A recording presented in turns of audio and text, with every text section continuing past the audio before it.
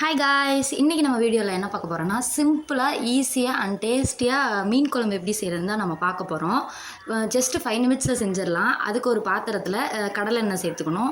கடலெண்ணெய் இல்லைன்னா கோல்டு வினர் ரீஃபைண்ட் எதுனாலும் சரி ஊற்றிட்டு கடுகு, ஜீரகம், வெந்தயம் எல்லாம் போட்டு நல்லா பொரிஞ்சதுக்கப்புறம் கருவேப்பிலை சேர்த்துக்கணும். கருவேப்பிலை தான் நல்லா ஃப்ளேவரிங்காக வாசமாக இருக்கும். அதுக்கப்புறம் சின்ன வெங்காயமும் பச்சை மிளகாவும் சேர்த்து நல்லா வதக்கிக்கிடணும். மீன் குழம்புக்கு சின்ன வெங்காயம் போட்டிங்கன்னா நல்லா டேஸ்ட்டாக இருக்கும். ஸோ சின்ன வெங்காயம் சேர்த்துக்கோங்க. போட்டு நல்லா வதக்கி வச்சுக்கிடணும். நல்லா அந்த ராஸ்மெல்லாம் போனதுக்கப்புறம் நல்லா ப்ரௌனிஷாக ஆகணும். அப்போ கொஞ்சம் டேஸ்ட்டாக இருக்கும்.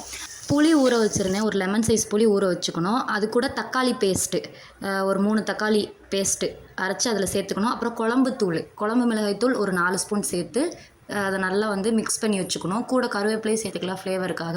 இங்கே வெங்காயத்தோட இந்த எண்ணெயிலே நம்ம தனி மிளகாய்த்தூள் அது நம்ம சேர்த்தோம்னா நல்லா கலராக இருக்கும். கலர் கொடுக்கும். நல்லா ஹோட்டல் ஸ்டைலெலாம் இருக்கும் பார்த்திங்களா, அந்த மாதிரி நல்லா கலர் கொடுக்கும்.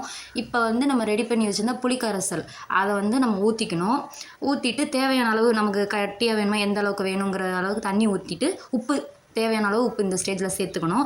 நான் 1.5 ஸ்பூன் உப்பு சேர்த்துட்டு குழம்பு கொதிக்கட்டும். நல்லா கொதி வரணும்.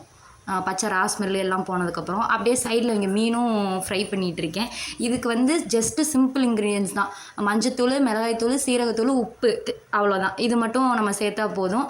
ஆனால் மசாலா பிரியாமல் வர்றதுக்காக ஒரு சின்ன டிப்ஸ் சொல்கிறேன். எக் ஒயிட்டு அது நீங்கள் மசாலா தட்டினதுக்கப்புறம் சேர்த்திங்கன்னா சுத்தமாக மசாலா பிரியாது. நல்லா உதிராமல் வரும். அது சேர்த்துக்கிட்டிங்கனாலே போதும். இது ஒரு சின்ன டிப்ஸு தான். இது இல்லைனா நம்ம நல்லா கிறிஸ்பியாக வேணும்னா ரவை கூட ஆட் பண்ணுவாங்க. அதுவும் நல்லா டேஸ்ட்டாக கிறிஸ்பியாக இருக்கும். குழம்பு நல்லா கொதிச்சிருச்சு. இப்போ நம்ம மீன் சேர்த்துக்கலாம். உங்கள்கிட்ட என்ன மீன் இருக்கோ நல்லா ஃப்ரெஷ்ஷான மீனாக சேர்த்துக்கோங்க. அப்போ தான் குழம்பு நல்லா டேஸ்டியாக இருக்கும். குழம்பு கொதிச்சிருச்சு. மீனை போட்டு ஒரு 5 நிமிட்ஸ் கொதிக்க விட்டால் போதும். மூடி வச்சு 5 நிமிட்ஸ் நம்ம கொதிச்சப்புறம் உடனே சாப்பிட்றக்கூடாது. ஒரு 2 ஹவர்ஸ் நம்ம வெயிட் பண்ணி சாப்பிட்டோன்னா டேஸ்ட் இன்னும் நல்லாயிருக்கும்.